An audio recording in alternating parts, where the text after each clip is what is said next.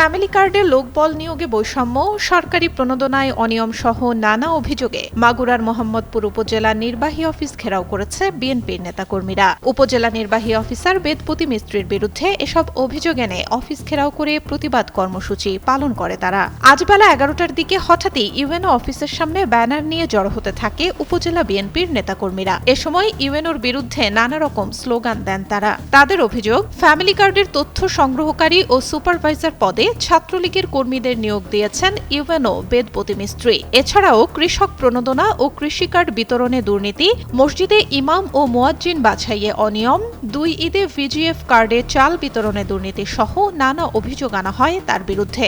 এ সময় বক্তব্য রাখেন মোহাম্মদপুর উপজেলা বিএনপির সাবেক সদস্য সচিব ও সাবেক চেয়ারম্যান মোহাম্মদ আক্তারুজ্জামান।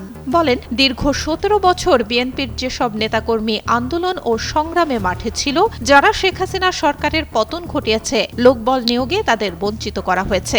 এছাড়াও সরকারি বিভিন্ন প্রণোদনায় সাধারণ মানুষকে বঞ্চিত করে শেখ হাসিনার নেতাকর্মীদেরই দেয়া হয়েছে। এছাড়া বড় বড় প্রকল্পের বরাদ্দ আসা সত্ত্বেও প্রকল্প বাস্তবায়িত না হওয়ায় স্থানীয় এমপি ও প্রশাসনের দৃষ্টি আকর্ষণ করেন তারা।